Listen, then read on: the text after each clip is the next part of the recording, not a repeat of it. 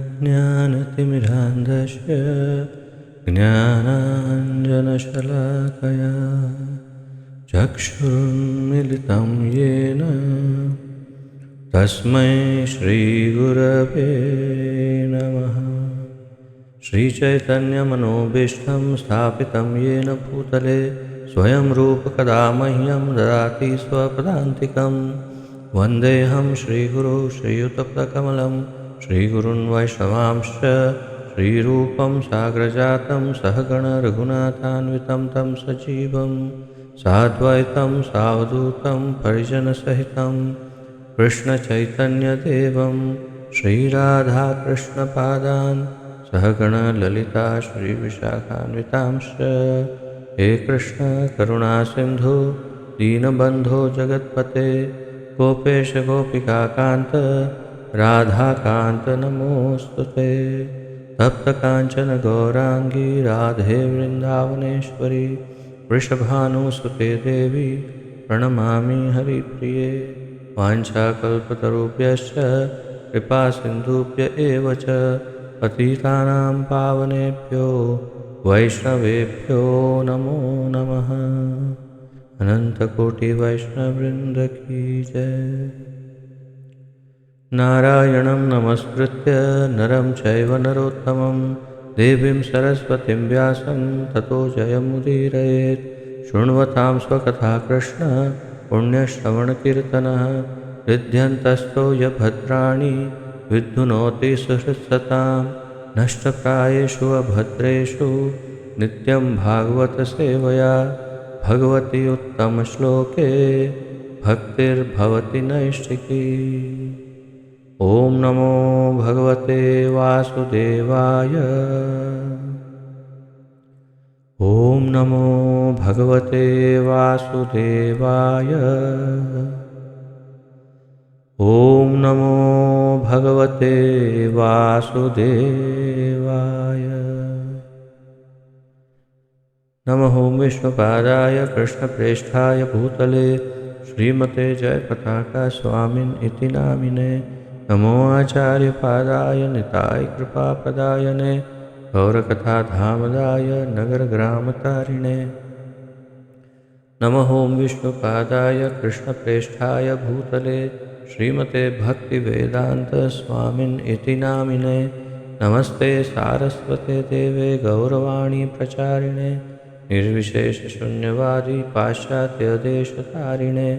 जय श्री कृष्ण चैतन्य प्रभु नित्यानंद श्री अद्वैत गदाधर श्रीवासादि गौरभक्तवृंद। हरे कृष्ण कृष्ण कृष्ण हरे हरे हरे राम राम राम हरे हरे। हरे कृष्ण कृष्ण कृष्ण हरे हरे हरे राम राम राम हरे हरे। हरे कृष्ण कृष्ण कृष्ण हरे हरे हरे राम राम राम हरे हरे।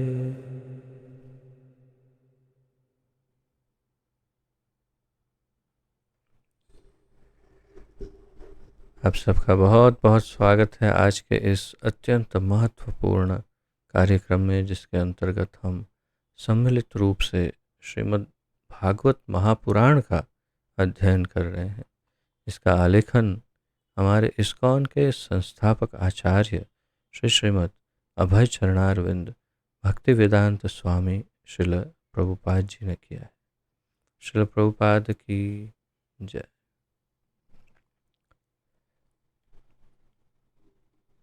प्रथम स्कंद के तृतीय अध्याय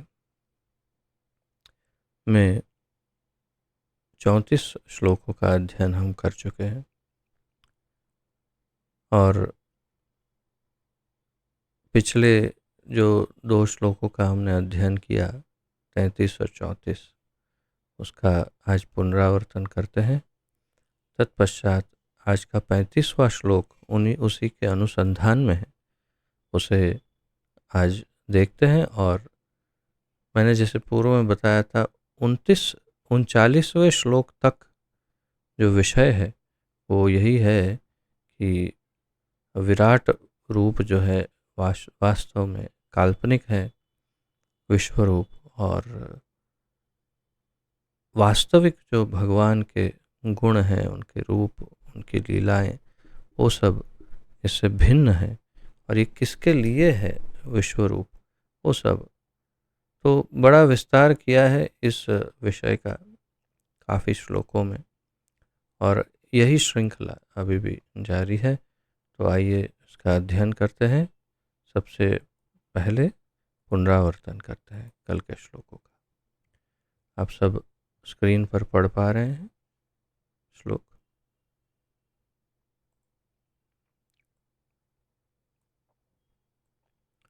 तो कल हमने 33वें श्लोक में पढ़ा, जब कभी मनुष्य आत्म साक्षात्कार द्वारा यह अनुभव करता है कि स्थूल तथा सूक्ष्म दोनों शरीरों का शुद्ध आत्मा से कोई सरोकार नहीं, उस समय वह अपना तथा साथ ही साथ भगवान का दर्शन करता है।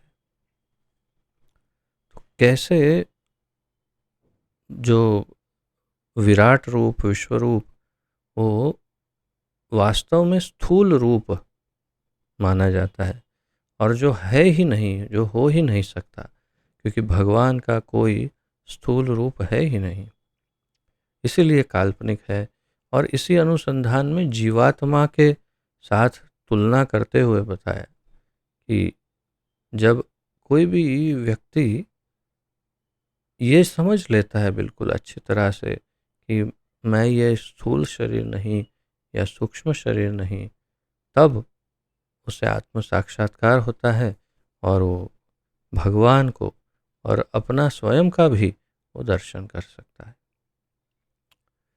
34वें श्लोक में हमने पढ़ा, यदि माया का शमन हो जाता है और यदि भगवत कृपा से जीव ज्ञान से संपन्न हो जाता है, तो उसे तुरंत आत्म साक्षात्कार का प्रकाश प्राप्त होता है और वह अपनी महिमा में प्रतिष्ठित या महिमा मंडित हो जाता है। तो कल हमने विशेष रूप से बहुत ही आश्चर्यजनक इस बात को कल सुना और अध्ययन किया आचार्यों के मत अनुसार, श्रीमद् भागवत के मत अनुसार, कि माया ही वास्तव में अंतरंगा शक्ति का कार्य कर लेती है, और जो माया प्रताड़ित करती है जीव को या बद्ध रखती है, वही माया उसे वो ज्ञान प्रदान करती है, दिव्य ज्ञान, जिससे वो जीव मुक्त हो सकता है, उसे आत्म साक्षात्कार या भगवत साक्षात्कार हो सकता है। वो सब कल हमने बड़े विस्तार से पढ़ा। देखिए कितने महत्वपूर्ण पॉइंट्स कल हमने इसमें अंकित किए थे। तो ये पूरा ही काफ़ी महत्वपूर्ण था, आप अवश्य ही इसका पुनरावर्तन किए होंगे। और इसी अनुसंधान में आज का ये श्लोक भी है, तो उसका उच्चारण करते हैं तथापि अध्ययन।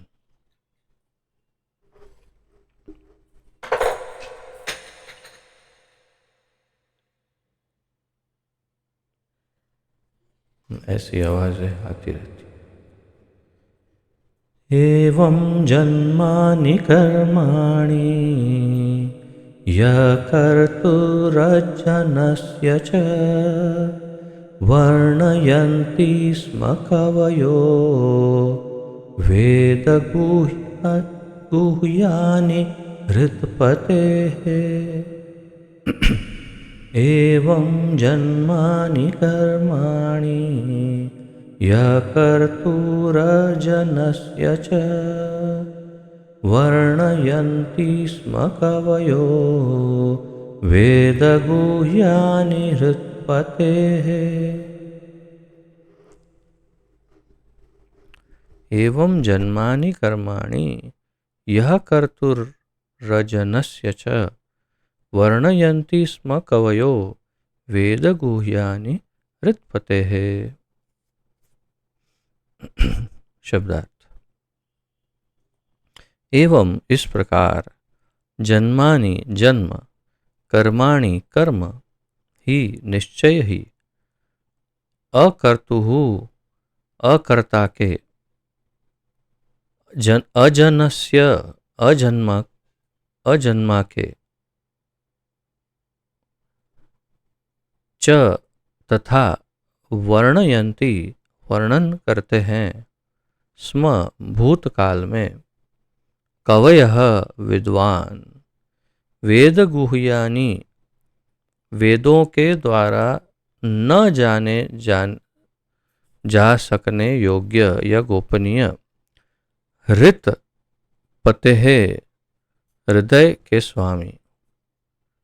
अब इन शब्दों में जैसे हर बार हम देखते हैं कि कहीं ना कहीं आचार्यों के दृष्टिकोण इतने अद्भुत होते हैं कि हमें कोई ना कोई उसमें से नए उसके दृष्टिकोण या अर्थ समझ में आते हैं। तो यहाँ पर ये जो शब्द है वेद गुह्यानि, वेद गुह्यानि, अगर इसका अर्थ जैसे प्रभुपाद जी ने बताया वेदों में जो वेदों के द्वारा न जाने जा सकने योग्य या गोपनीय, अर्थात जो वेदों में वेदों के, अब प्रभुपाद जी ने इसके दोनों अर्थ बताए।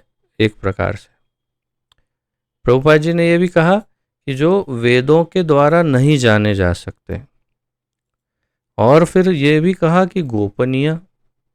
तो गुह्यानि यानी जो गोपनीय यानी कि छुपा हुआ है, अर्थात वेद गुह्यानि का एक अर्थ है कि जो वेदों में से भी जिसे नहीं जाना जा सकता, परंतु इसका अर्थ हमारे आचार्यों ने किया है। श्रील विश्वनाथ चक्रवर्ती ठाकुर ने, उन्होंने कहा वेद गुह्यानि यानी वेदों का परम ज्ञान, वेदों का परम ज्ञान।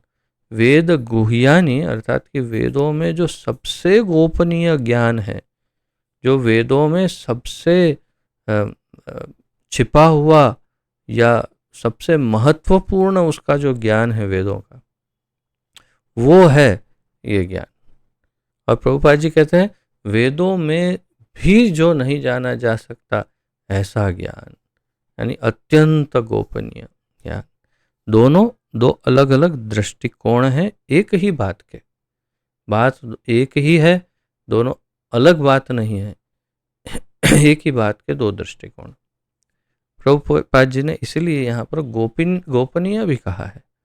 तो वेदों में भी जो अत्यंत दुर्लभ हो ऐसा ज्ञान, ऋत पते है, ये शब्द भी बड़ा विशेष है।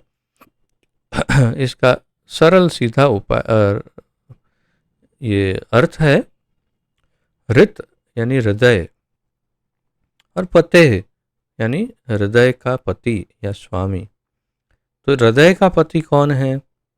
वास्तव में इसे तात्विक रूप से देखने जाए, लॉजिक से या तो फिर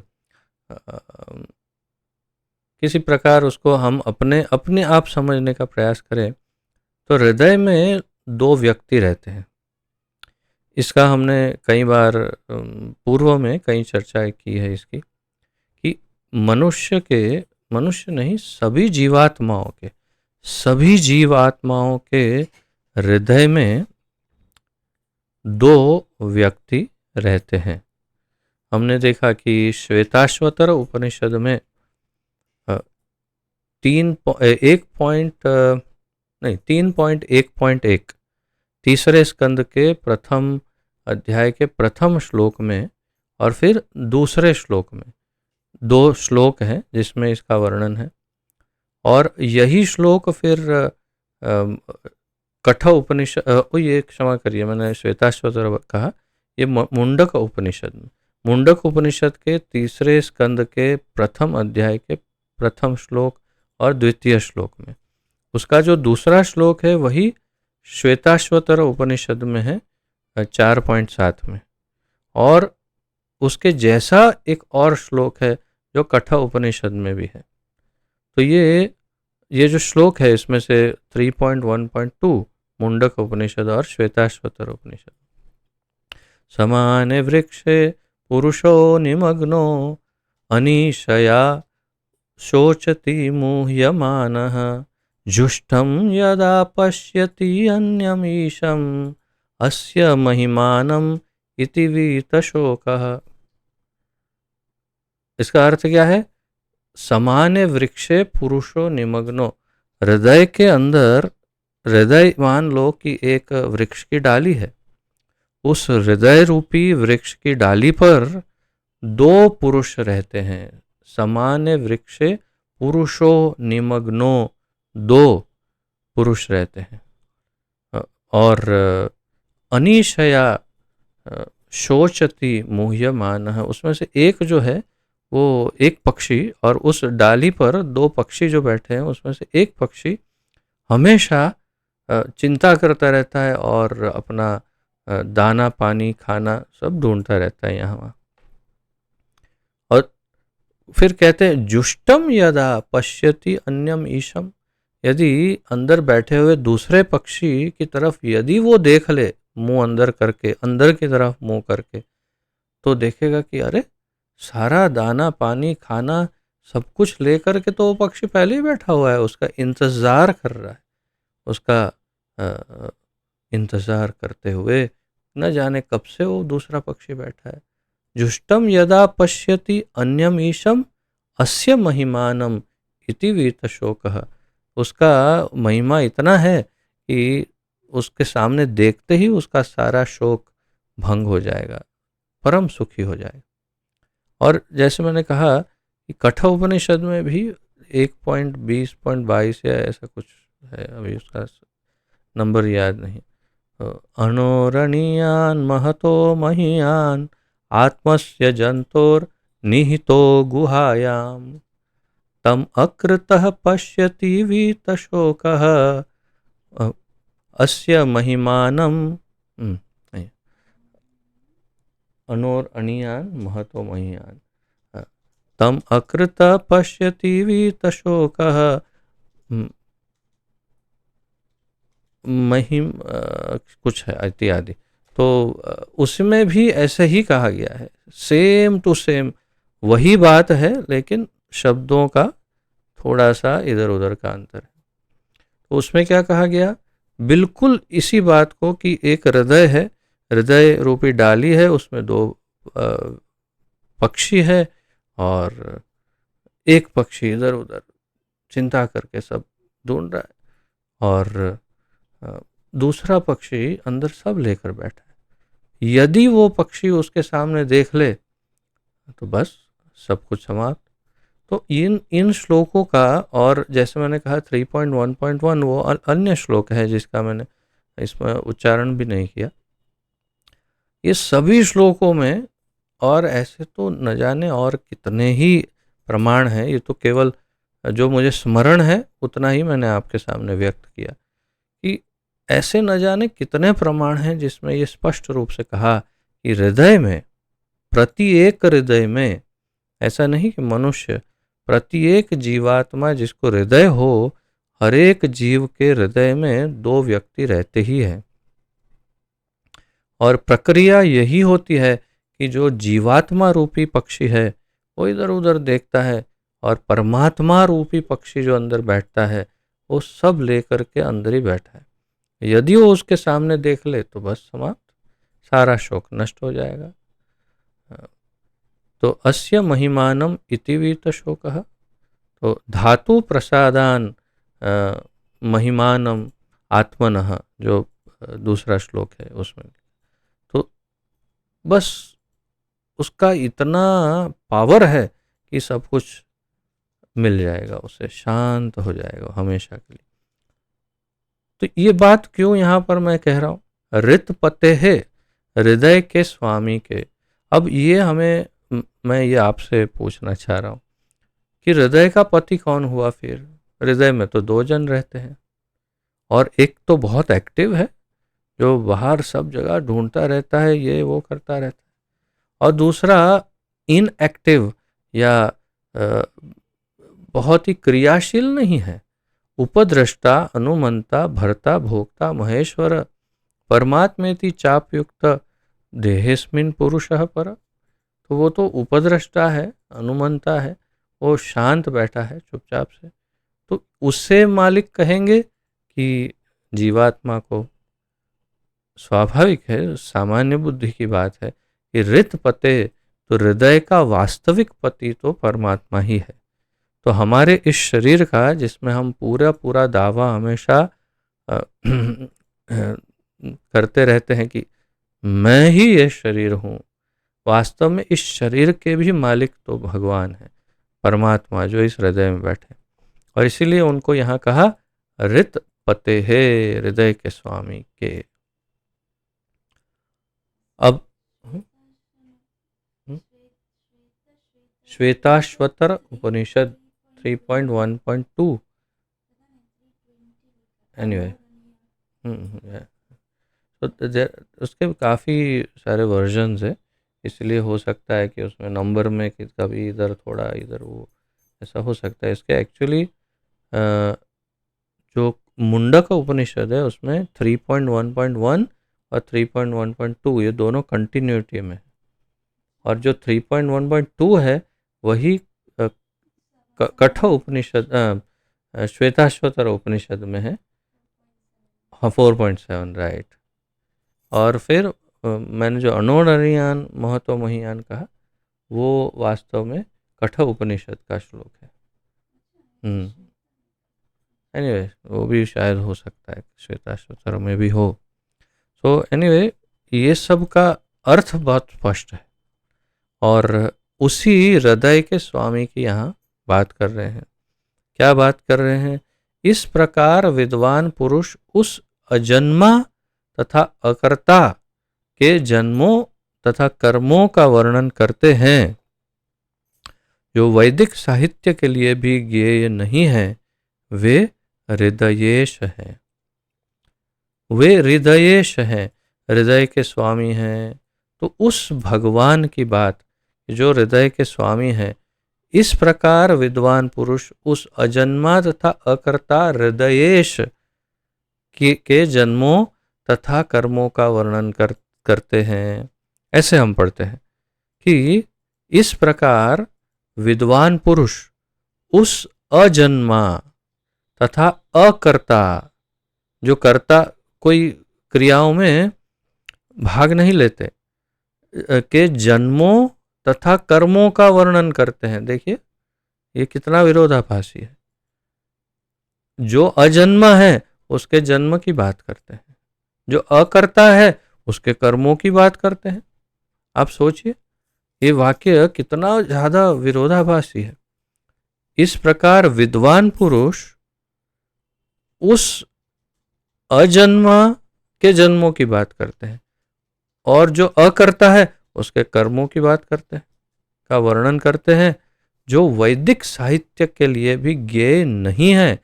प्रभुपाद जी का ऐसा मत है, और श्रील विश्वनाथ चक्रवर्ती कहते हैं कि जो वैदिक साहित्य का सबसे गुह्यतम ज्ञान है, वही ये पुरुष है जिसकी बात है। और वो कौन है? हृदयेश, हृदय का स्वामी है, अर्थात कि परमात्मा की बात है। बहुत सुंदर श्लोक है ये, कितना उसका अर्थ कितना अच्छा प्रभुपाद जी ने अनुवाद कितना अच्छा किया है, बहुत ही सुंदर ढंग से अनुवाद किया और समझाया। तो इसका तात्पर्य पढ़ते हैं। भगवान तथा जीव दोनों ही मूल रूप से आध्यात्मिक हैं, अतएव दोनों ही शाश्वत हैं, और दोनों में से किसी का न तो जन्म होता है न मृत्यु। अंतर इतना ही है कि भगवान के तथाकथित जन्म तथा तिरोधान जीवों से भिन्न होते हैं।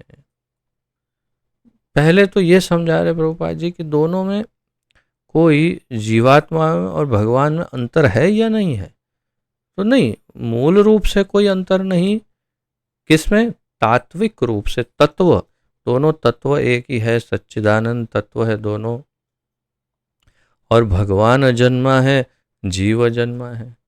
भगवान का कभी अंत नहीं, जीव का अंत नहीं। तो भगवान तथा जीव दोनों ही मूल रूप से आध्यात्मिक है, अतएव दोनों ही शाश्वत हैं, हमेशा थे, हैं और रहेंगे हमेशा। न त्वे वाहम जातु नाशम, न न में न त्व व्हाट इज दैट, न त्वे वाहम जातु नाशम न में जनाधिपा, व्हाट इज दैट, न चैव जनाधिपा एक्सेट्रा। तो उस श्लोक में न त्वे वा अहम जातु नाशम न त्वम न मे जनाधिपाः न चैव न भविष्यामः सर्वे वयमतः परम।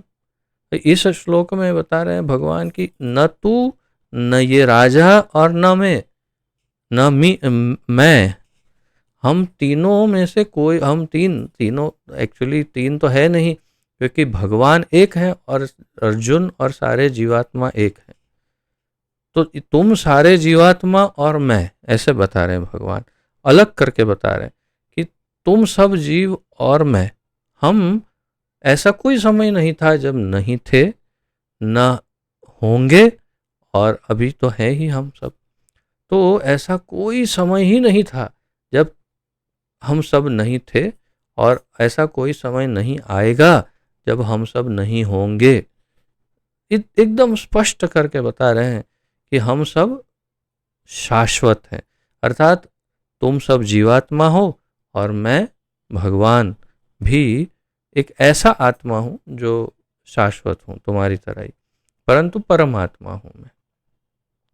तो भगवान तथा जीव दोनों आध्यात्मिक हैं, दोनों शाश्वत हैं, और दोनों में से किसी का ना तो जन्म होता है न मृत्यु। अंतर कितना है फिर दोनों में? अंतर इतना ही है कि भगवान तथा कथित जन्म तथा तिरोधान, भगवान के तथा कथित जन्म तथा तिरोधान जीवों से भिन्न होते हैं। यही सबसे महत्वपूर्ण वाक्य है इस पूर्ण चर्चा का। ये चर्चा का वाक्य सबसे महत्वपूर्ण, कि सबसे अलग क्या है दोनों में? सबसे अलग ये है कि हमारा भी जन्म और मृत्यु होती है, और भगवान का आविर्भाव और तिरोधान होता है, या तो जन्म कह लो और तिरोधान, लेकिन वो हमारी तरह नहीं होता, वो दिव्य होता है। जैसे भगवान ने भगवत गीता में कहा, जन्म कर्म च मे दिव्यम। इस बात को समझना बहुत ही महत्वपूर्ण है कि ये सबसे बड़ा अंतर है भगवान की। जैसे मैंने उदाहरण दिया था वो जेलर का, कि जेलर जेल के अंदर प्रवेश करता है, सब कहते हैं जेलर जेल में आ गया, और फिर समाप्त हो जाए, जेल के बाहर निकल जाता है, हो जेलर चला गया।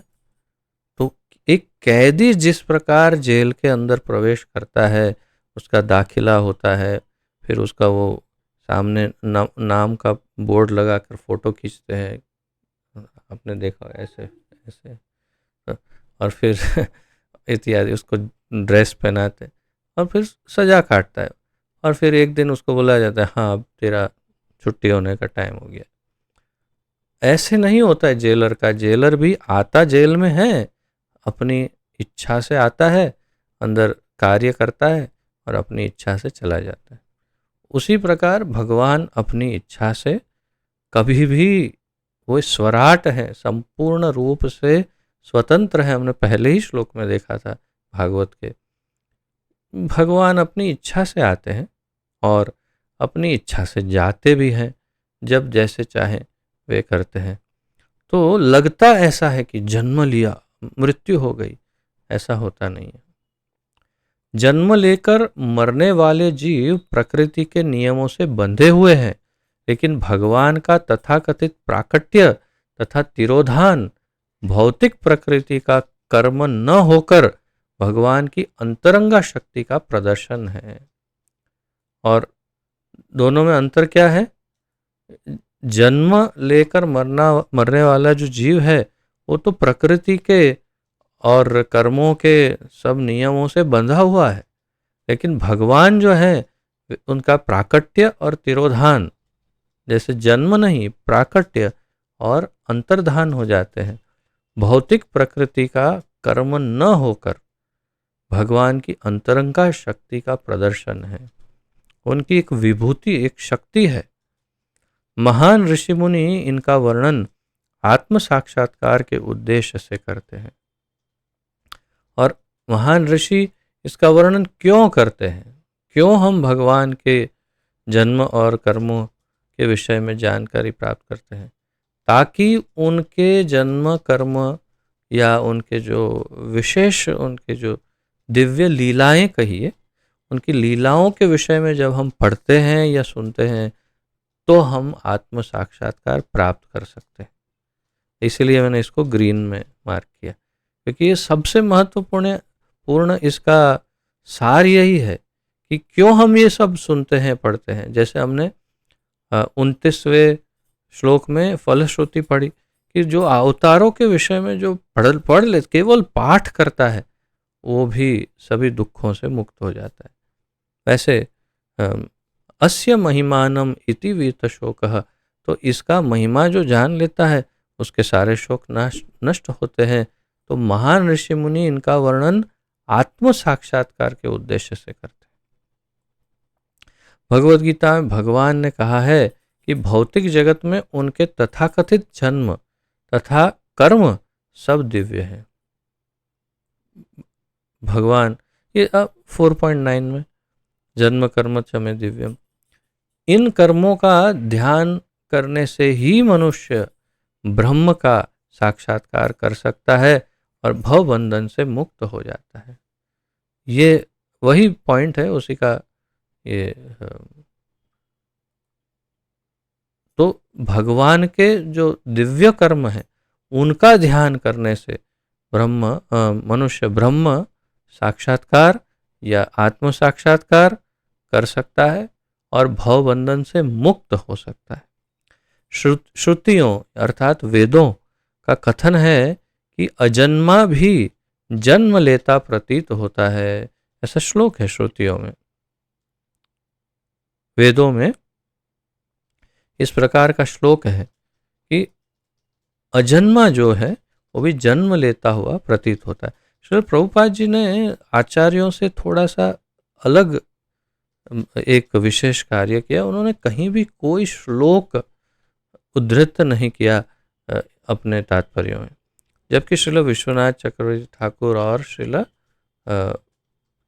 जीव गोस्वामी, श्रील श्रीधर स्वामी, इन्होंने बहुत सारे श्लोकों का वर्णन करते हुए सब, वैसे तो पूरा संस्कृत में ही लिखा है, लेकिन श्लोकों का विशिष्ट रूप से नंबर के साथ कि ये यहाँ का श्लोक है, विशेष रूप से श्रील जीव गोस्वामी और उनसे भी अधिक श्रील विश्वनाथ चक्रवर्ती ठाकुर ने बहुत श्लोकों का वर्णन किया है। प्रभुपाद जी केवल उस श्लोक का रेफरेंस देकर सीधा अनुवाद देते हैं। जैसे भगवद गीता, तो उन्होंने भगवद गीता श्लोक नहीं दिया, केवल सीधा अर्थ समझाया। अब श्लोक आप ढूंढ सकते हैं, कहने का तात्पर्य है।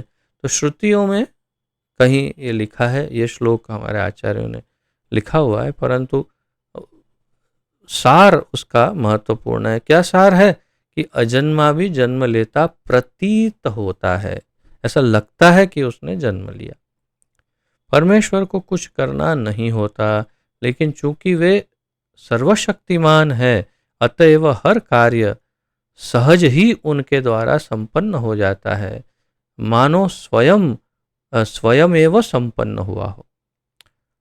तो ये वाक्य परमेश्वर को कुछ करना नहीं होता, इसे शास्त्रों में बहुत स्पष्ट रूप से बताया गया है।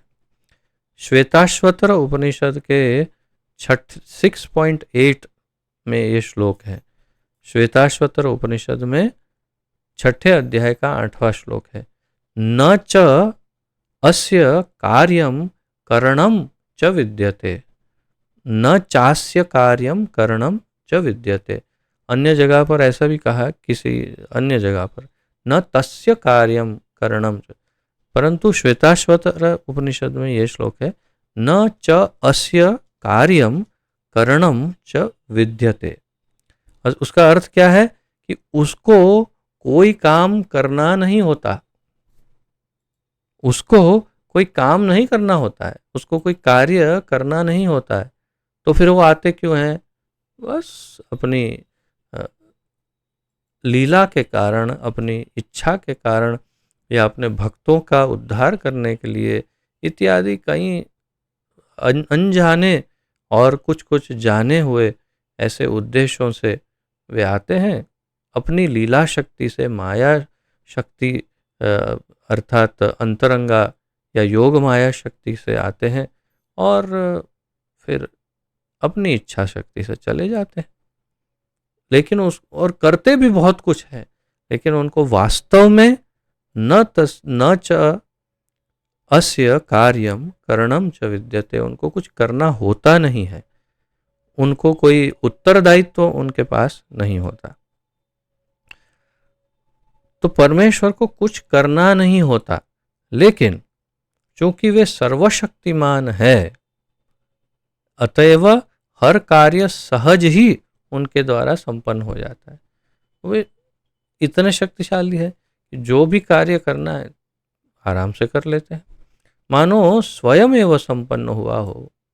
इसका आपको अनुभव हो सकता है कृष्ण लीला में। जब आप कृष्ण लीला पढ़ते हैं, विशेष रूप से श्रील प्रभुपाद जी द्वारा लिखित कृष्ण बुक, जो परम पुरुषोत्तम भगवान श्री कृष्ण, उसमें पढ़िए, यानी कि दसम स्कंद जो वास्तव में, उसमें पढ़ेंगे तो कृष्ण सब कुछ बहुत सहज करते हैं, अत्यंत सरलता से।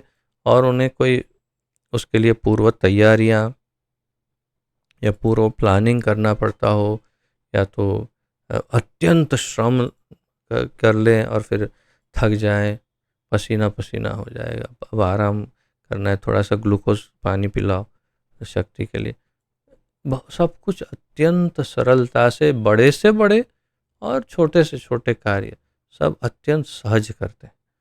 जैसे कि उदाहरण के रूप में, जैसे कंस को मारने के लिए मथुरा जा रहे हैं, तो मथुरा में प्रवेश करते ही फिर एक एक एक एक एक, एक विघ्न आते जाते हैं। तो इतनी सरलता से और इतना सहज उन्हें, और आश्चर्य की तरह आते हैं जिसकी कोई पूर्व तैयारी नहीं। तो हंसते हंसते अंदर लिखा भी है भागवत में, इस भगवान ने स्माइल दी और ये उसको मार दिया।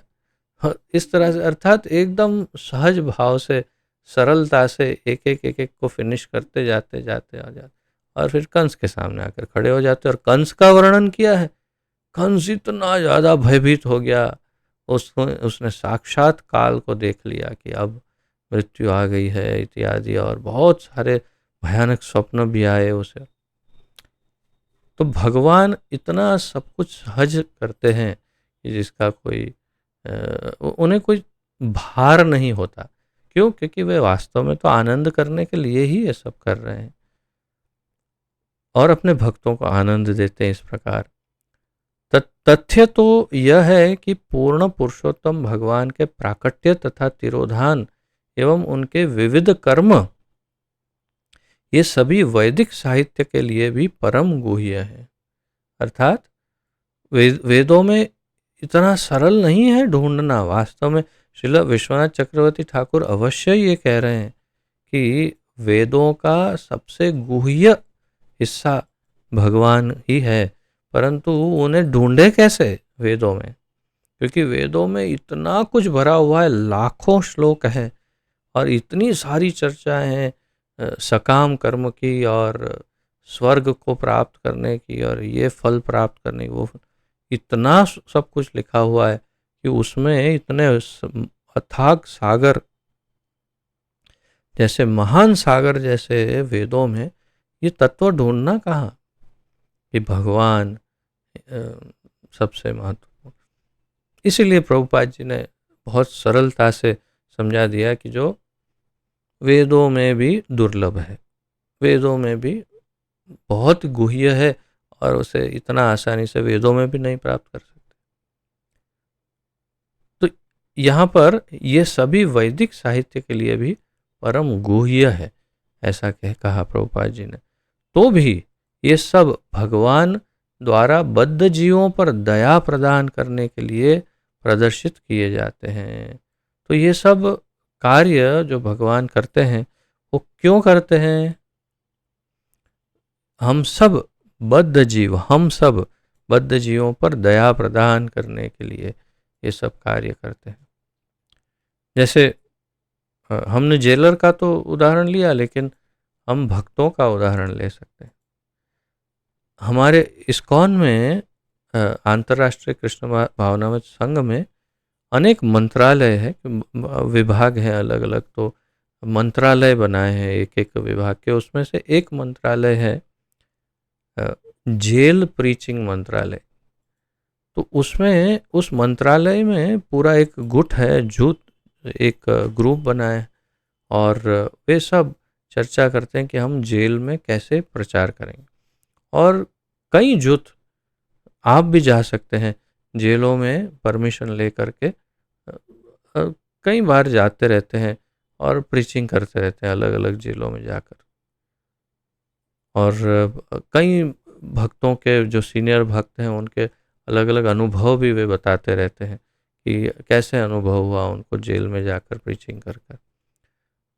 तो तात्पर्य ये है कि मान लो कि एक 4-5 भक्त हैं जो एक ग्रुप बना करके जेल में प्रचार के लिए जाते हैं।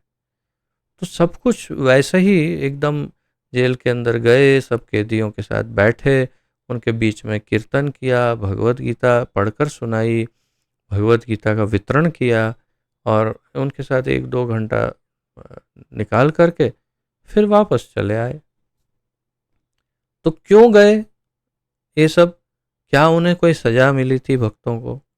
क्या उनको सरकार ने कहा था नहीं आपको तो अब जाके अंदर हवा में थोड़ी हवा खाकर आना ही पड़ेगा, हवालात की, या जो जेल है उस नहीं को? वे केवल और केवल उन कैदियों पर दया करके, उन कैदियों की के ऊपर कृपा करके करने के लिए, उनको उस माया जाल से निकालने के लिए, उस दुखों से दूर कराने के लिए, उन्हें ज्ञान देने के लिए, उन्हें हरि नाम देने के लिए, करुणा के कारण भक्त वहाँ जाते हैं।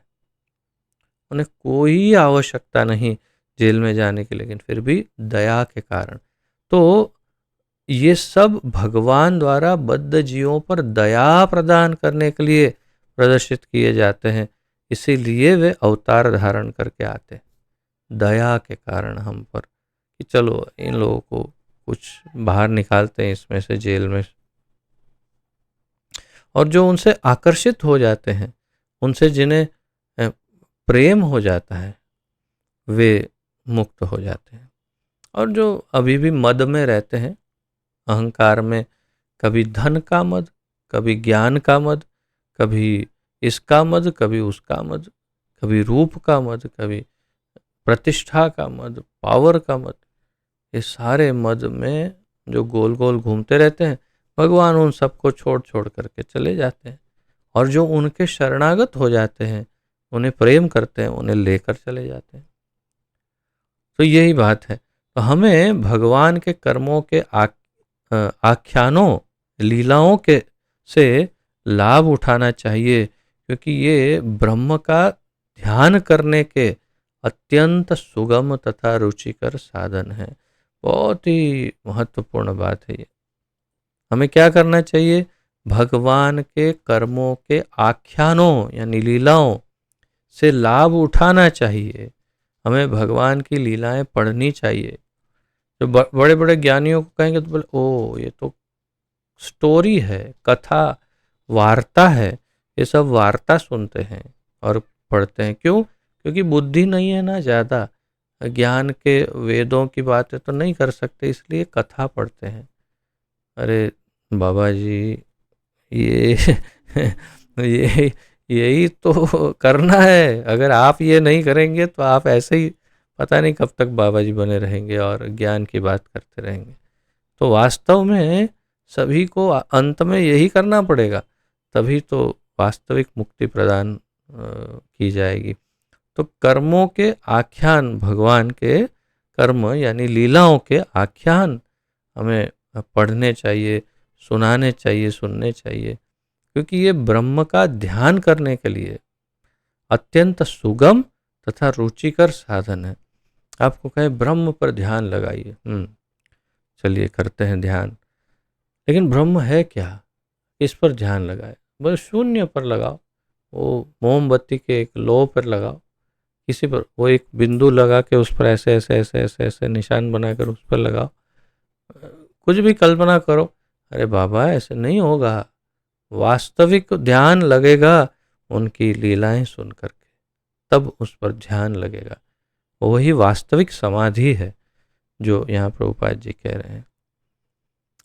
और इस अनुसंधान में, इसी श्लोक के अनुसंधान में हमारे आचार्यों का जो मत है, तो श्रील विश्वनाथ चक्रवर्ती ठाकुर कहते हैं, बुद्धिमान जीव भगवान के विश्वरूप का त्याग करके, बुद्धिमान जीव भगवान के विश्वरूप का त्याग करके केवल हृदयेश भगवान, जो हृदय के स्वामी भगवान हैं, उनके जन्म और कर्मों का गुणगान करते हैं। उनके जन्म और कर्मों का गुणगान करते बुद्धिमान जीव, जिनका कोई भौतिक जन्म या कर्म नहीं होता। बहुत अच्छा उन्होंने ये उन्होंने वास्तव में अनुवाद दिया है। जो हमने अनुवाद पढ़ा श्लोक का, तो अनुवाद इस तरह किया है श्रील विश्वनाथ चक्रवर्ती ठाकुर ने कि बुद्धिमान जीव भगवान के विश्वरूप का त्याग करके केवल हृदयेश भगवान के जन्म और कर्मों का गुणगान करते हैं, जिनका कोई भौतिक जन्म या कर्म या भौतिक कर्म नहीं होते। और श्रील जीव गोस्वामी बताते हैं, भगवान के जन्म और कर्म एक साधक या भक्त के लिए प्रत्यक्ष साधना के विषय बन जाते हैं। भगवान के जन्म और कर्म एक साधक या एक भक्त के लिए प्रत्यक्ष साधना के या साधन के, हमें जिसे कहना चाहिए साधन के विषय बन जाते हैं, प्रत्यक्ष साधन बन जाते हैं। और जब अविद्या और ब्रह्म के साक्षात्कार का विराम होता है, और ये कब होता है? ये जब अविद्या और ब्रह्म का विराम होता है, तब ये साक्षात्कार होता है। जब अविद्या और ब्रह्म के साक्षात्कार का विराम होता है, बहुत ही उन्होंने कटाक्ष से कहा एक प्रकार से, कि जब अविद्या का साक्षात्कार और ब्रह्म नहीं, ब्रह्म यानी जो ब्रह्म साक्षात्कार आप समझते हैं, ब्रह्म ज्योति, तो ब्रह्म के साक्षात्कार और अविद्या के साक्षात्कार से जब पीछा छूट जाता है, तब जा कर के भगवान का साक्षात्कार होता है। अर्थात ब्रह्मेति परमात्मेति भगवान इति शब्दते, जो क्रम है, उस क्रम में जब ब्रह्म का भी साक्षात्कार छोड़ दिया और अविद्या तो पहले ही छोड़ दी, तब उसे भगवान का साक्षात्कार होता है। और वो कैसे? उनके भगवान के कर्म और जन्म और कर्म की जो लीलाएं हैं, वही उसके साधन का विषय है। अर्थात वो साधना कैसे करता है? भगवान की लीलाओं का श्रवण और अध्ययन, पठन पाठन और दूसरों को कहकर सुनाता है, यही उसका साधन है। तो उस अनुसंधान में देखें तो अभी जो हम कर रहे हैं वो हमारी साधना ही है। मैं कहकर सुना रहा हूँ, आप श्रवण कर रहे हैं, हम दोनों ही साधन कर रहे हैं। अर्थात एकदम शुद्ध भक्ति योग का जो साधन है या साधना का ये जो मार्ग है, वो हम अपना रहे हैं श्रील जीव गोस्वामी के अनुसार। कितना महत्वपूर्ण है ये। अर्थात भगवान की लीलाएं ये कोई सामान्य टाइम पास कथाएं या स्टोरी नहीं है, ये हमें ध्यान में रखना चाहिए। बहुत कुछ कहा है आचार्यों ने, लेकिन मैं आपको बड़ा सार उसका दो दो तीन तीन लाइनों में बता रहा हूँ, क्योंकि बहुत कुछ लिखते हैं हमारे आचार्य। और जैसे मैंने पहले कहा था, अम, सबसे अधिक तो श्रील वल्लभाचार्य बहुत ही बड़े बड़े तात्पर्य लिखते हैं, बहुत ही विशाल, और बहुत कुछ टेक्निकली समझाते हैं एक एक वस्तु को, इसमें क्या है, इसमें क्या है इत्यादि। परंतु श्री विश्वनाथ चक्रवर्ती ठाकुर, श्रील जीव गोस्वामी और श्रील श्रीधर स्वामी, दोनों का जो सार तत्व है वो सब श्रील विश्वनाथ चक्रवर्ती ठाकुर देते हैं हमेशा। इसलिए उन पर सबसे अधिक हम ध्यान उनका करते हैं। यहाँ इस श्लोक का विराम हुआ, विषय थोड़ा सा परिवर्तित होगा, और अब 36वें श्लोक का अध्ययन करते हैं।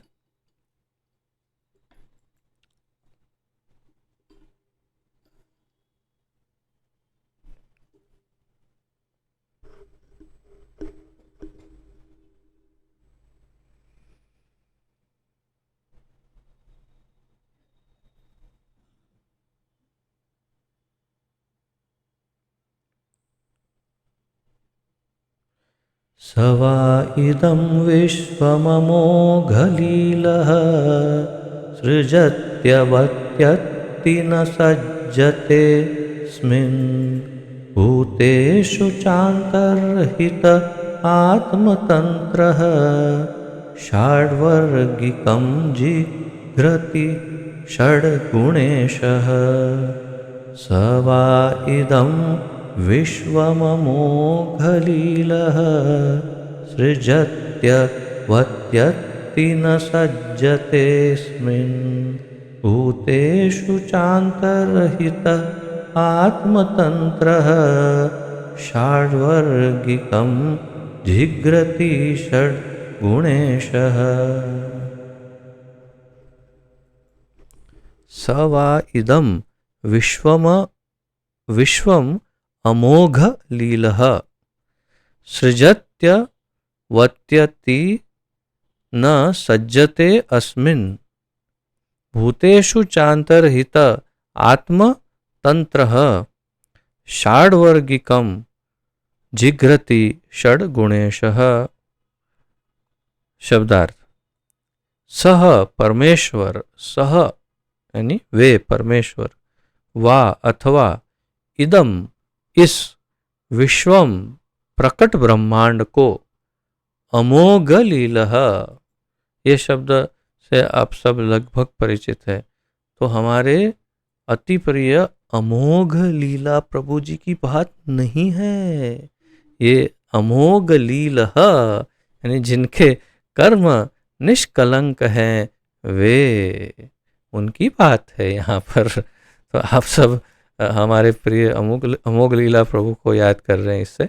तो अमोघ लीलः, जिनके कर्म निष्कलंक हैं वे, जिनके कर्म, प्रभुपाद जी बहुत सुंदर अनुवाद कर रहे हैं। अमोघ, अमोघ शब्द का वास्तव में एक अर्थ होता है अचूक, जो कभी फेल नहीं होता, इनफेलेबल, अमोघ शस्त्र। तो अमोघ लीलः, तो जो निष्कलंक है, प्रभुपाद जी कहते हैं, जिनके कर्म कलंकित नहीं, उनकी लीलाएं सभी अत्यंत पवित्र और अचूक रहती है, ऐसी लीलाएं करने वाले, दिव्य लीलाएं करने वाले। सृजित, सृजति, क्षमा करें, सृजति उत्पन्न करते हैं, अवति अति पालन तथा संहार करते हैं। तो सृजति, अवति, अति, ये तीन शब्द, सृजन, पालन और संहार। सृजति उत्पन्न करना, अवति पालन करना, और अति यानी संहार करना। तो इन शब्दों को आप विशेष रूप से नोट कर सकते हैं। न, नहीं, सज्जते से प्रभावित होते हैं, अस्मिन उनमें, भूतेषु समस्त जीवों में, च तथा, अंतर्हितः भीतर रहकर भूतेषु च अंतर्हितः, जो सभी जीवों के हृदय में रहते हैं। देखिए बार बार इसी परमात्मा का उल्लेख हो रहा है। भूतेषु च अंतर्हिते हितः, आत्मतंत्र, स्वतंत्र, ये भी बड़ा विशिष्ट शब्द है। वो स्वराट की तरह ये शब्द है। आत्मतंत्र है, जो स्वतंत्र है, अर्थात किसी पर निर्भर नहीं है। षाट वर्गिकम, भगवान के षड ऐश्वर्यों से युक्त। जिघ्रति, सुगंधि की तरह ऊपर ऊपर आसक्त। षट गुण ईशः, छहों इंद्रियों के स्वामी। ये शब्द भी विशेष है। षट गुण ईशः, तो आप कहेंगे 6 गुणों के स्वामी, परंतु हमारे पूर्ववर्ती आचार्य भी यही अनुवाद करते हैं।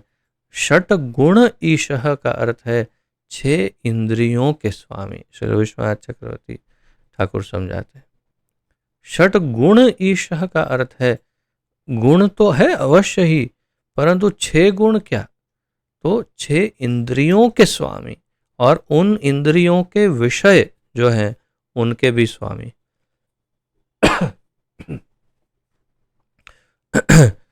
ये इसका अर्थ है। तो यहां 2 है। षाट वर्गिकम, यानी भगवान के षड यानी 6 ऐश्वर्यों से युक्त। तो यहां 1 6 आया, और षट गुण ईशः, 6 इंद्रियों के स्वामी। 2 बार 6 आ रहा है। 6 ऐश्वर्य और 6 इंद्रियों के स्वामी। अब देखते हैं किस तरह प्रभुपाद जी समझाते हैं।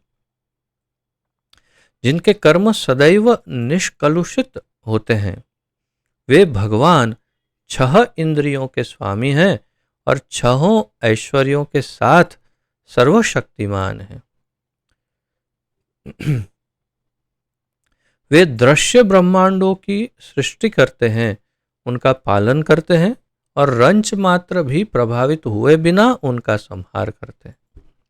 वे समस्त जीवों के भीतर विद्यमान रहते हैं और सदैव स्वतंत्र होते हैं। कितना सुंदर और कितना स्पष्ट वर्णन है भगवान की भगवत्ता का।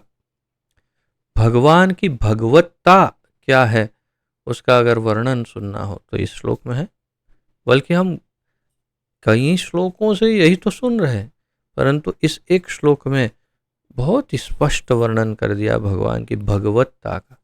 जिनके कर्म सदैव निष्कलुषित हैं, अमोघ लीलः, जो सदैव दिव्य और अचूक ऐसे और निष्कलुषित निष्पाप ऐसे कर्म करते हैं। और वे भगवान 6 इंद्रियों के स्वामी हैं। तो आप पॉइंट्स लिख सकते हैं।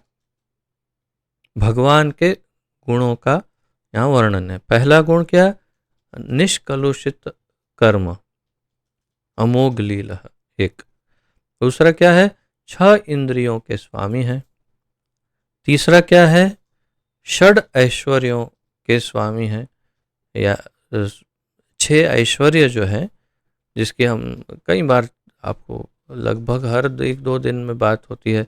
विष्णु पुराण का 6ठे स्कंद का 5वें अध्याय का 47वां श्लोक 6.5.47, ऐश्वर्यस्य समग्रस्य वीर्यस्य यशः श्रेय इत्यादि।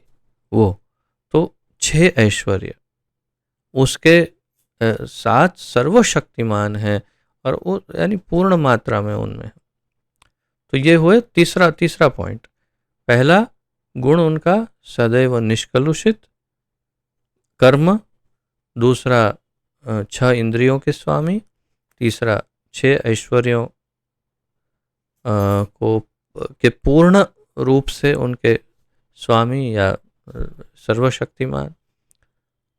वे दृश्य ब्रह्मांडों की सृष्टि करते हैं। तो सृजनकर्ता, चौथा पॉइंट, सृजनकर्ता, उनका पालन करते हैं, पालनकर्ता पांचवा। रंच मात्र भी प्रभावित हुए बिना, और ये विशेष गुण क्या है, जब उनका संहार करना हो तो जरा भी सोचते नहीं, अर्थात सोचते नहीं का अर्थ है कि संकोच नहीं, क्योंकि जानते ही हैं सब कुछ क्या कर रहे हैं वे, और सबका सफाया। तो ये है उनका छठा गुण कि वे संहार करते हैं, समस्त जीवों के भीतर विद्यमान रहते हैं। सातवां गुण उनका कि वे समस्त जीवों के भीतर हमेशा रहते हैं और सदैव स्वतंत्र होते हैं। ये आठवां उनका गुण है कि सदैव स्वतंत्र रहते हैं भगवान। तो ये इस श्लोक में भगवान के 8 गुण बताए गए हैं, इनको आप अवश्य नोट करिएगा, और यही उनकी भगवत्ता का प्रमाण है। तात्पर्य, भगवान तथा जीवों के बीच का मुख्य अंतर यह है कि भगवान सृष्टा है और जीव सृष्ट है। भगवान और जीव का सबसे मुख्य अंतर क्या है कि एक ने बनाया है और एक बनावट या तो एक वस्तु है जो बनाई गई है। तो हम बनाए गए हैं और भगवान ने हमें बनाया है, तो वो बनाने वाले हैं। तो कौन बड़ा हुआ? स्वाभाविक है। यहाँ पर उन्हें अमोघ लीलः कहा गया है, जो इस बात का द्योतक है कि उनके सृजन में कुछ भी शोचनीय नहीं है। कुछ ऐसा नहीं है बनाते हुए कि जो गड़बड़ वाला हो, जिसमें दोष हो, जिसमें डिफेक्ट हो, कोई त्रुटियां हो, भूल हो, जिसमें फिर बाद में सुधारा जाए। ऐसा कुछ नहीं, जो परफेक्ट बनाते हैं एकदम, और सब कुछ सही ढंग से चलता है जैसे वे सोचते हैं। तो जो लोग उनकी सृष्टि में गड़बड़ी उत्पन्न करते हैं वे स्वयं विचलित होते हैं। उन्होंने कुछ गड़बड़ी वाला प्रकट नहीं किया, परंतु उनकी सृष्टि में जो गड़बड़ी करते हैं वो स्वयं विचलित हो जाते हैं, जैसे असुर। वे समस्त भौतिक संतापों से परे हैं, क्योंकि वे 6 ऐश्वर्यों अर्थात धन, शक्ति, यश, सौंदर्य, ज्ञान तथा त्याग से संपन्न है। वे सभी संतापों से परे हैं, भौतिक संताप। क्यों? क्योंकि उनके पास सब कुछ है, सबसे अधिक शक्तिशाली है, सबसे अधिक सुंदर है, सबसे अधिक ज्ञानवान है, सबसे अधिक बलवान है, सबसे अधिक वैराग्यवान है, और सबसे अधिक धनवान है। तो इसलिए उन्हें कभी कोई प्रॉब्लम नहीं होता। इस प्रकार वे इंद्रियों के स्वामी हैं और सारी इंद्रियों के स्वामी भी हैं। इसलिए उनका एक और नाम है ऋषिकेश। ऋषिकेश, ऋषिकेन ऋषिकेश सेवनम भक्तिरुच्यते। ऋषिक एश, ऋषिक अर्थात इंद्रियों के ईश, स्वामी। इन्हें गोविंद या गोपाल भी कहते हैं। तो गो का अर्थ गाय तो निश्चित रूप से है, परंतु गो का एक और अर्थ है इंद्रियां। तो गोविंद अर्थात जो इंद्रियों के को आनंद प्रदान करने वाले। गोपाल जो इंद्रियों को वश में रखते हैं, उसका पालन करते हैं, उसे गोपाल कहते हैं।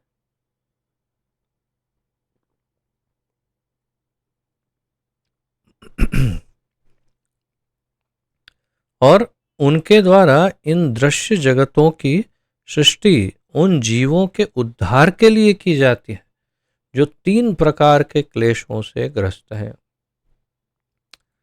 और उनके द्वारा ये जो जगत की उत्पत्ति होती है, क्यों होती है, ये पॉइंट अत्यंत महत्वपूर्ण है। आप पूछ सकते हैं, हमेशा पूछते रहते हैं हम कि ये सृष्टि, ये भगवान दुनिया बनाने वाले, तूने क्यों ये दुनिया बनाई, ऐसा कुछ एक सॉन्ग है मेरे ख्याल बहुत पुराने फिल्म का सॉन्ग है, उसका ये उत्तर है। लीजिए आप पढ़िए और फिर शांत रहिए, गाइए मत। क्या उनके द्वारा इन दृश्य जगतों की सृष्टि उन जीवों के उद्धार के लिए की जाती है जो 3 प्रकार के क्लेशों से ग्रस्त है। कौन से 3 क्लेश?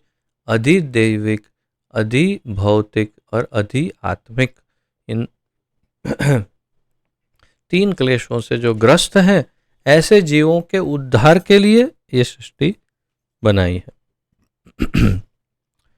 वे उनका पालन करते हैं और समय आने पर किसी प्रकार से प्रभावित हुए बिना उनका संहार कर देते हैं। आज ही हम चर्चा कर रहे थे कैसे परशुराम जी ने 21 बार पूरी धरती को क्षत्रिय विहीन कर दिया। ये कोई सरल कार्य है?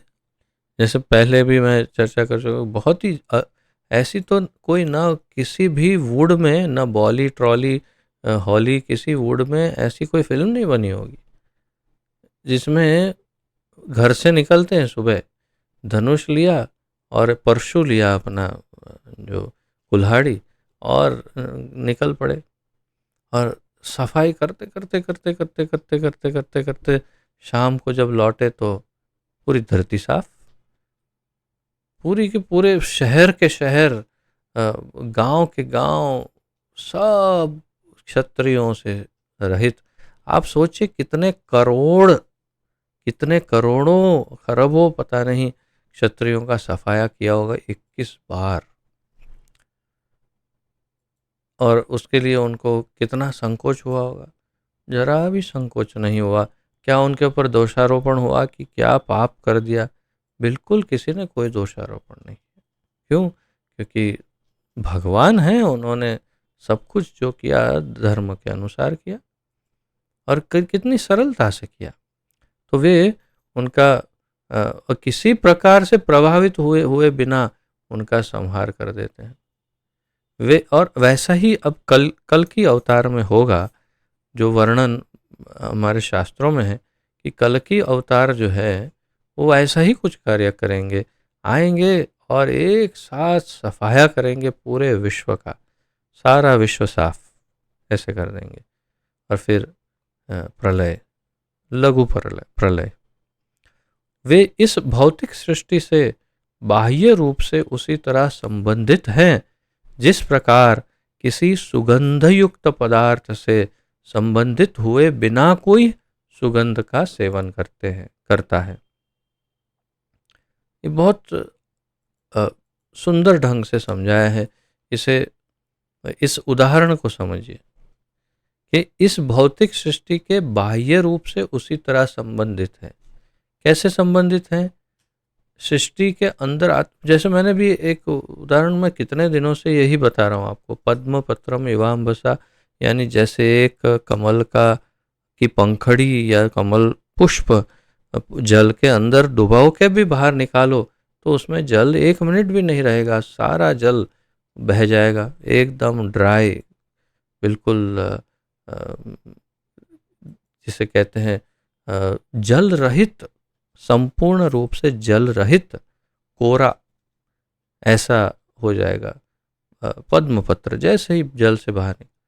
उसमें वो गुण है भगवान का गुण। वैसे यहाँ एक और उदाहरण से बताया कि वे भौतिक जगत में हो चाहे बाहर हो, वे उससे आच्छादित नहीं होते, लेकिन फिर भी उसके कार्य करते हैं।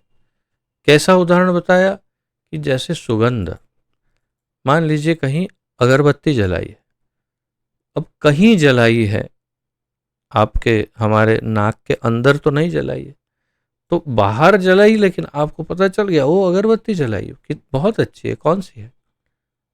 किसी ने स्प्रे लगाया है, परफ्यूम डाला है, तो आपको मुझे स्मरण होता है कि मैं अहमदाबाद में जब निवास करता था तो हमारे ऊपर कोई नवयुवक रहते थे, नित्य क्रम उनका कि जब वे अपने कार्य में निकलते तो स्प्रे लगाकर निकलते होंगे, तो हम घर के अंदर अंदर के रूम में बैठे बैठे हम बता सकते थे कि हाँ अभी वो गया होगा, अभी नीचे उतरा होगा। कैसे? क्योंकि इतना स्प्रे से पता नहीं नहाते थे क्या करते, स्प्रे लगा करके नीचे उतरे सीढ़ियों से, और उनकी महक जितने घर हैं उस सबके घर के रूम रूम तक घुस जाती। और ये भी पता चलता कि आज उसने इस कंपनी वाला परफ्यूम लगाया है, ये ब्रांड का ये। और तात्पर्य यह है कि उसके लिए उसके पास जाकर नाक को उसको स्पर्श करने की आवश्यकता नहीं। गुलाब दूर है, उसकी सुगंध आ जाती है, अगरबत्ती की सुगंध। तो सुगंध, जो सुगंध उत्पन्न करने वाली वस्तु है, उसके स्पर्श के बिना ही प्राप्त की जाती है, जैसे वैसे ही इस भौतिक संसार को स्पर्श किए बिना, उसके अंदर उससे आच्छादित हुए बिना भगवान उसके सारे कार्य करते हैं। बहुत सुंदर उदाहरण दिया है इस वाक्य में कि वे इस भौतिक सृष्टि से बाह्य रूप से उसी तरह संबंधित हैं जिस प्रकार किसी सुगंध युक्त पदार्थ से संबंधित हुए बिना कोई सुगंधी का सेवन करता है। अतएव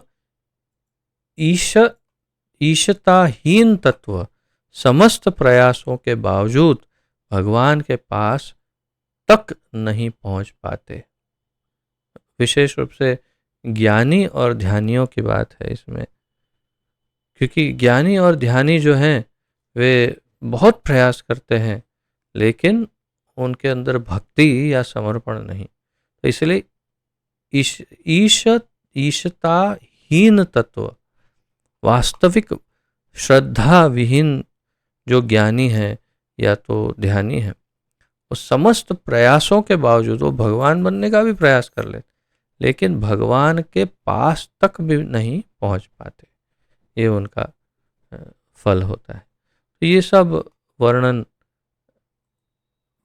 आचार्य भी समझाते हैं, कभी संक्षिप्त, कभी इन 2-3 श्लोकों का तो अनुवाद भी या उनका तात्पर्य श्रील जीव गोस्वामी ने दिया ही नहीं है। एक आध 2 श्लोक ऐसे हैं जिनका तात्पर्य श्रील विश्वनाथ चक्रवर्ती ने एक आध लाइन में दिया है, क्योंकि सार बहुत स्पष्ट है और प्रभुपाद जी ने बहुत ही सुंदर ढंग से इसे स्पष्ट किया है। अब एक और श्लोक आज का ले सकते हैं, 37वां। ऐसे तो मैं तो चाह रहा था 38 तक लेने के लिए, परंतु 37 एक लेने का प्रयास कर लेते हैं।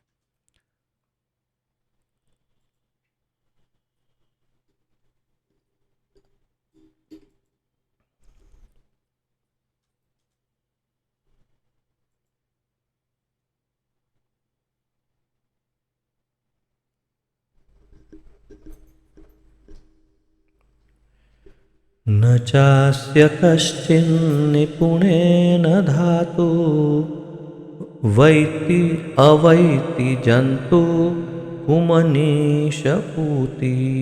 न चास्य कश्चिन् निपुणेन धातुः अवैति जन्तु कुमनीश ऊतिः। नामानि रूपाणि मनोवचोभिः संतन्वतो नटचर्यामि वाग्यः।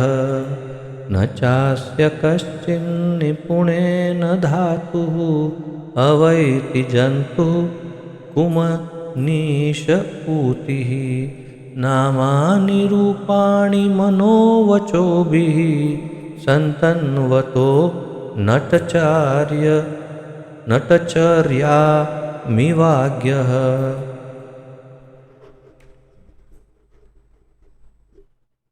भगवान का बहुत ही सुंदर वर्णन है इस श्लोक में। ये बहुत ही सुंदर श्लोक है। न चास्य कश्चिन निपुणेन धातुः अवैति जंतु कुमनीश उतिः। नामानि रूपाणि मनोवचोभिः। भगवान के नाम रूप इत्यादि का वर्णन। संतन्वतो नटचर्या में वाग्यः। शब्दार्थ। न नहीं, च तथा, अस्य भगवान का, कश्चित कोई, निपुणेन निपुणता से, धातु सृष्टा का, अवैति जान सकता है या ज्ञान ले सकता है, जान सकता है। जंतु, जंतु यानी जीव। हम सामान्य भाषा में भी कहीं कई बार जो बिल्कुल तुच्छ जीव जंतु कहते हैं। तो जंतु, जीव जंतु वास्तव में एक ही शब्द है, एक प्रकार से। जंतु का अर्थ ही जीव है एक प्रकार संस्कृत के अनुसार। तो जंतु अर्थात जीव। कुमनीषः अज्ञानी, मनीष यानी बुद्धिमान और ज्ञानी, और कुमनीष यानी अज्ञानी या मूर्ख। प्रभुपाद जी उसका अनुवाद करते हैं मूर्ख अनुवाद में। ऊति ही भगवान के कार्य, भगवान के जो दिव्य कार्य हैं उन्हें कहते हैं ऊति ही। ना क्षमा करें। नामानि उनके नाम, रूपाणि उनके रूप, मनः वचो भी मानसिक तर्क या वाणी के द्वारा, संतन्वतः व्यक्त करते हुए, नटचर्याम, नटचर्याम नाटकीय कर्म या करामात।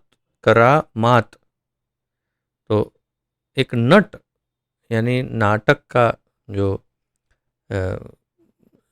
भी नाटक में रोल कर रहा है, ड्रामेटिस्ट या तो एक्टर, तो नटचर्याम तो नाटकीय कर्म, नाटक में जो रोल कर रहा है उस रोल को नटचर्याम, वो रोल को, तो नाटकीय कर्म या करामात, या तो कई बार नट उसे भी कहते हैं जो कुछ विशिष्ट प्रकार के कर्तव्य दिखाता है, उसे भी नट कहा जाता है। तो करामात इव सदृश, अज्ञः, फिर से अज्ञः या कुमनीषः, दोनों एक ही अर्थ है। अज्ञः मूर्ख। अनुवाद। मूर्ख मनुष्य अपने अल्प ज्ञान के कारण भगवान के रूपों, नामों तथा कर्मों की दिव्य प्रकृति को नहीं जान सकते, क्योंकि वे तो किसी नाटक में एक पात्र की तरह कार्य कर रहे होते हैं। न ही ऐसे मनुष्य अपने तर्क या अपनी वाणी द्वारा भी ऐसी बातों को व्यक्त कर सकते हैं।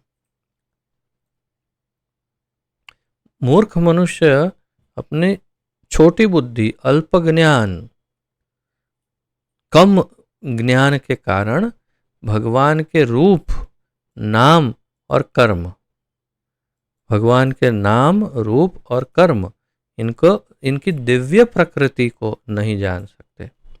अवजानन्ति माम मूढ़ा मानुषिम तनुम आश्रितम। भगवान के मूर्ख लोग मुझे मनुष्य शरीर में आया हुआ एक मनुष्य समझते हैं, और मूढ़ा मूर्ख लोग। नाहम प्रकाश सर्वस्य योग माया समावृतः मूढ़ोयम नाभिजानाति। मूर्ख लोग नहीं जानते मैं अपनी योग माया शक्ति से अपने आप को ढका हुआ रखता हूँ और मैं सबके सामने प्रकाशित नहीं। क्यों? क्योंकि भगवान की दिव्यता ये मूर्खों को समझ में आएगी नहीं। उनके रूप, नाम और कर्मों को सामान्य समझते हैं। भौतिक संसार में देखिए इतने मूर्ख मिलेंगे जो आपको कृष्ण को अत्यंत सामान्य व्यक्ति की तरह उनका अपमान करेंगे और उनकी लीलाओं की निंदा करेंगे। बहुत लोग मिले। अतिशय मूर्ख और दयनीय स्थिति में ये लोग हैं जो ऐसा कार्य करते हैं। बुद्धि की आवश्यकता है। यदि बुद्धि होगी तो ही भगवान की लीलाओं को समझ सकते हैं। कौन कह रहा है? ये आपके सामने लिखा हुआ है। मूर्ख मनुष्य अल्प ज्ञान के कारण, बुद्धिहीनता के कारण, वास्तव में बहुत इंटेलिजेंट अपने आप को मानता है या आप उन्हें इंटेलिजेंट समझते हो, परंतु वो महामूर्ख है जो भगवान के रूप, नाम और कर्मों की दिव्यता को नहीं समझते। उसके लिए बुद्धि चाहिए, क्योंकि वे तो किसी नाटक में एक पात्र की तरह कार्य कर रहे होते हैं। नाटक कर रहे हो, ऐसे पात्र की तरह कर रहे हैं। जो जो एक्टर है वो अपना पात्र नहीं बन जाता, वो अपना पात्र निभाता है और फिर एक्टिंग समाप्त होने पर वास्तविक व्यक्ति बन जाता है जो है वो। ऐसे ही तो भगवान वैसे ही करते हैं। नहीं, ऐसे मनुष्य अपने तर्क या अपनी वाणी द्वारा भी ऐसी बातों को व्यक्त कर सकते हैं। और ऐसे ये सब अपनी वाणी से, तर्कों से ये सब समझा भी नहीं सकते, उनमें इतनी भी क्षमता नहीं होती। तो ये यहाँ पर उनकी निंदा है जो व्यर्थ ही भगवान के विषय में कुछ भी चर्चा करने का प्रयास करते हैं। परम सत्य के दिव्य स्वभाव का कोई भी ठीक से वर्णन नहीं कर सकता। इसीलिए कहा जाता है कि वे मन तथा वाणी की अभिव्यक्ति से परे हैं। तो भगवान अव्यक्त है, अचिंत्य है, और इसीलिए अचिंत्य क्यों कहा महाप्रभु ने? तो श्री चैतन्य महाप्रभु कहते हैं भगवान अचिंत्य, उनके विषय में जब अनंत शेष नहीं वर्णन कर सकते, अपने हजारों मुखों से उनके गुणों का वर्णन नहीं कर सकते, तो फिर ब्रह्मा जी जिन्हें नहीं संपूर्ण रूप से समझ सकते, अन्य कोई देवता, न मे विदु सुरगणा प्रभवम न महर्षयो हम आदिर ही देवानाम महर्षिणाम च सर्वश। न मे विदुः सुरगणा, कोई भी देवता या कोई गण आदि या महर्षि कोई भी मुझे नहीं समझता, विदु नहीं जानता, नहीं जान सकता। भगवान स्वयं बता रहे अहम आदिर ही देवान, सभी देवताओं का मूल हूं मैं, इत्यादि। तो फिर भी कुछ ऐसे अल्पज्ञ व्यक्ति हैं जो अपने अपूर्ण तर्क वितर्क तथा परमेश्वर के कार्यों के दोषपूर्ण वर्णन द्वारा परम सत्य को जानना चाहते हैं। ऐसे अब मूर्ख आपको कहीं मिलेंगे, और हो सकता है कभी हम ऐसे मूर्ख रह चुके हो। निश्चय ही हम कभी ऐसे मूर्ख स्वयं रह चुके हो, ये संभव है या तो ये होगा ही।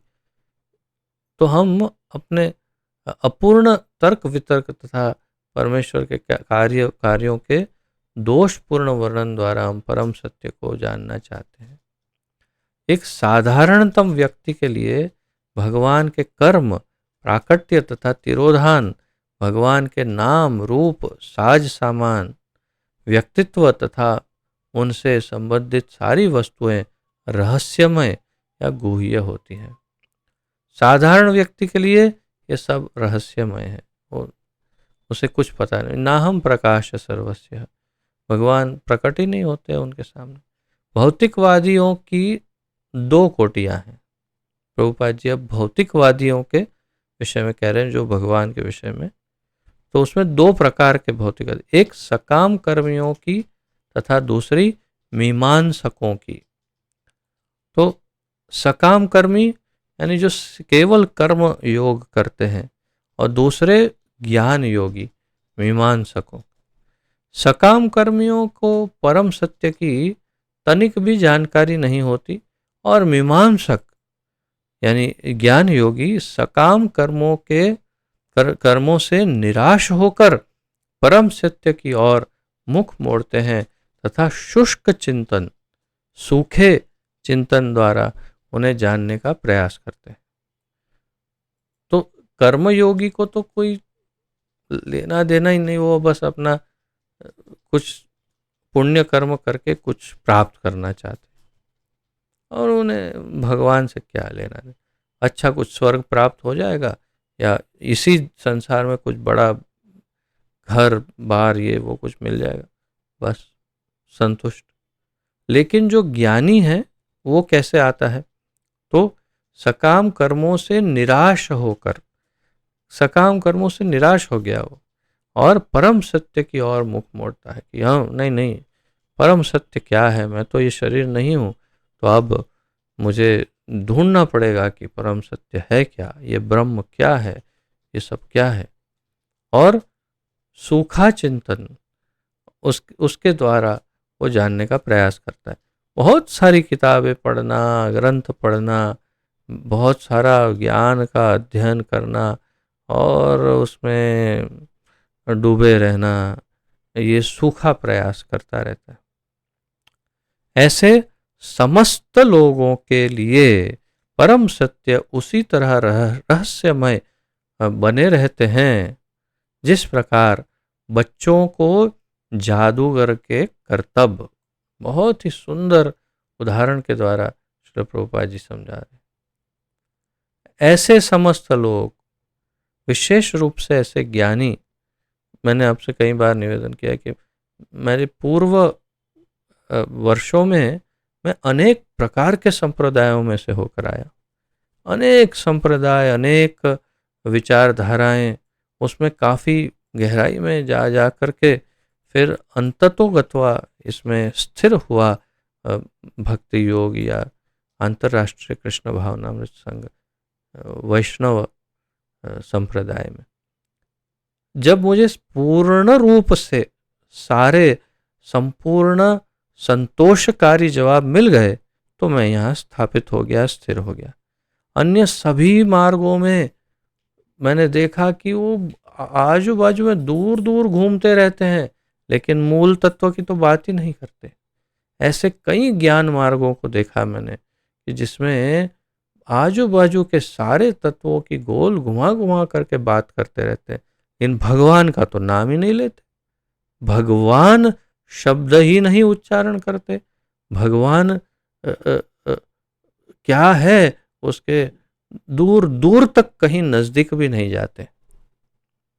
बस इस स्थूल जगत की कुछ गुह्य गुप्त बातों की चर्चा करते रहते हैं और सोचते हैं बहुत बड़े ज्ञानी हो गए।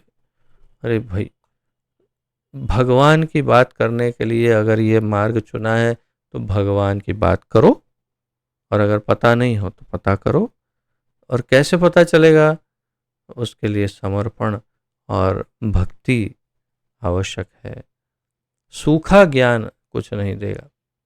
और ये कैसे है, जैसे कोई करतब दिखाता है जादूगर और बच्चे, अरे ये कैसे किया, ओ कैसे किया होगा। अगर आप जादूगर जी के पास जाएंगे और बैठेंगे, प्लीज़ जादूगर जी थोड़ा सा दिखाइए, बताइए, तो शायद हो सकता है सिखा दे। लेकिन नहीं, ओ कैसे किया, बहुत अच्छा किया, बस चर्चा करनी है। तो भगवान की केवल चर्चा करने से भगवान का ज्ञान नहीं मिलेगा। परम पुरुष की जादूगरी से छले जाकर अभक्तगण सदैव अज्ञान में पड़े रहते हैं, भले ही वे सकाम कर्म तथा तर्क वितर्क में कितने ही निपुण क्यों न हो। और परम पुरुष की जादूगरी से छले जाते हैं। और ये अभक्तगण जो हैं, जो अभी हृदय में समर्पण नहीं है, सब जानना है लेकिन शरणागति नहीं स्वीकार करनी, स्वयं ही भगवान बनने की इच्छा है अंदर हृदय में, तो ऐसे अभक्तगण अज्ञान में पड़े रहते हैं और उसे लगता है कि वो ज्ञान है, लेकिन वास्तव में वो अज्ञान है। और भले ही वे सकाम कर्म तथा तर्क वितर्क में कितने ही निपुण क्यों न हो, वो कभी भी भगवान को नहीं समझ सकते। ऐसे सीमित ज्ञान के द्वारा वे अध्यात्म के गुह्य क्षेत्र में प्रवेश नहीं कर पाते। और ऐसा सीमित ज्ञान, भौतिक ज्ञान, उसे भगवान के विषय में कहाँ दूर दूर तक नहीं प्रवेश कर। तर्क तर्कवादी सकाम कर्मियों से थोड़े बेहतर होते हैं, लेकिन वे भी मोह के चंगुल में रहने से यह मान लेते हैं कि जिस वस्तु में कोई रूप, नाम तथा कर्म हो वह भौतिक शक्ति से उत्पन्न है। तो यहाँ पर स्पष्ट रूप से अ, ज्ञान मार्गी का वर्णन है कि जो ज्ञान मार्ग है वो निश्चित रूप से कर्म मार्ग, कर्म योग से बेहतर है। लेकिन उनका ज्ञान क्या है?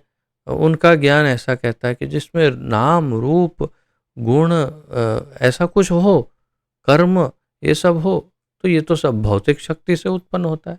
कर्म कैसे उत्पन्न होते हैं? भौतिक शक्ति से। नाम भौतिक शक्ति का, गुण भौतिक शक्ति के कारण। तो फिर भगवान कैसे हो सकते हैं? वो तो भौतिक शक्ति है। ऐसे वे तर्क लगाते हैं। ऐसे लोगों के लिए परमात्मा रूपहीन, नामहीन तथा कर्महीन है। और चूंकि ऐसे मीमांसक ज्ञानी भगवान के दिव्य नाम तथा रूप की बराबरी संसारी नामों तथा रूपों से करते हैं, अतः वे सचमुच अज्ञानी हैं। प्रभुपाद जी स्पष्ट कर रहे हैं कि सचमुच अज्ञानी है। क्यों? क्योंकि वे भगवान के दिव्य नाम, रूप, गुण, लीला, ये सब की बराबरी भौतिक संसार के अनेक वस्तुओं से करते हैं। और मैं तो ये कहूँगा कि वे अज्ञानी ही नहीं, वे अत्यंत दुर्भाग्यशाली हैं, अत्यंत मूर्ख भी हैं कि वे अपने तर्क वितर्क द्वारा भगवान को इस तरह समझाने का प्रयास करते हैं। बड़े दुर्भाग्यशाली हैं, बहुत ही दुर्भाग्यशाली। इतने अल्पज्ञान से परम पुरुष की वास्तविक प्रकृति तक नहीं पहुंचा जा सकता। इतने तुच्छ ज्ञान से भगवान कैसे समझा जा सकते हैं? जैसे कि भगवत गीता में कहा गया है, भगवान सदैव यहाँ तक कि भौतिक जगत के भीतर भी रहते हुए भी दिव्य अवस्था में रहते हैं।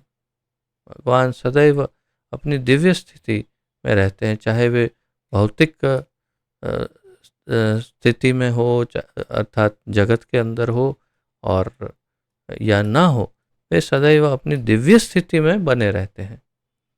इसलिए भगवान कुछ श्लोकों में कहते हैं कि मैं उसमें हूँ भी और नहीं भी हूँ, न चाहम तेषु अवस्थितः, मैं उसके अंदर अवस्थित नहीं हूँ और ये सब कुछ मेरे अंदर स्थित रहता है।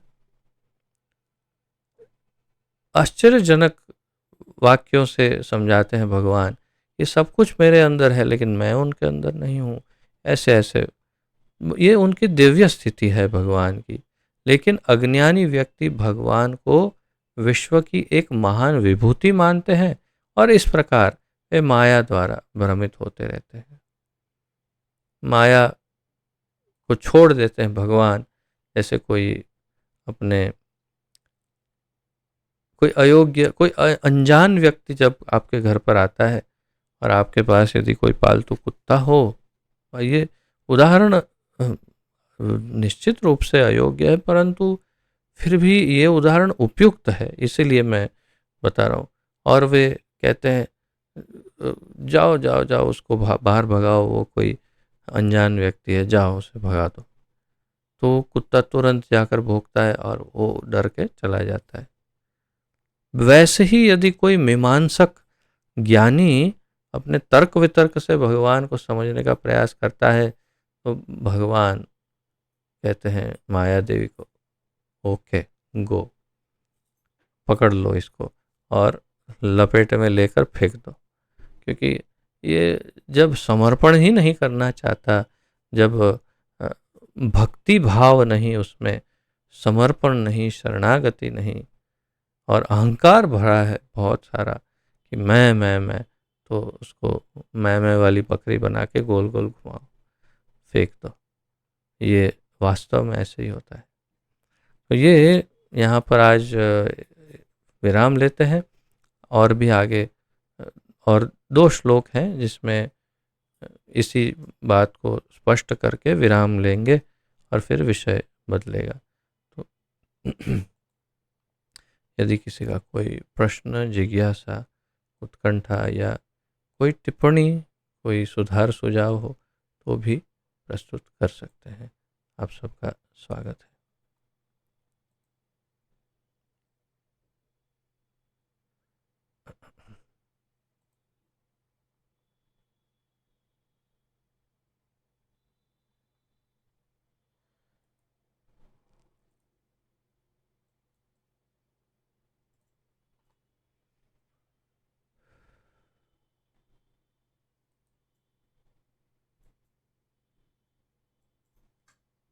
हम्म, ठीक है, यदि कोई प्रश्न ना हो तो विराम लेते हैं। पतित पावन जगत गुरु श्रील प्रभुपाद की जय। पतित पावन गुरुदेव की जय। ग्रंथराज श्रीमद् भागवत महापुराण की जय। अनंत कोटि गौर भक्त वृंद वैष्णव वृंद की जय। निताय गौर प्रेमानंदे हरि हरि बोल। वाञ्छा कल्पतरुभ्यश्च कृपा सिन्धुभ्यैव च पतितानां पावनेभ्यो वैष्णवेभ्यो नमो नमः। आप सबको दंडवत प्रणाम और आप सबका बहुत बहुत धन्यवाद। हरे कृष्णा।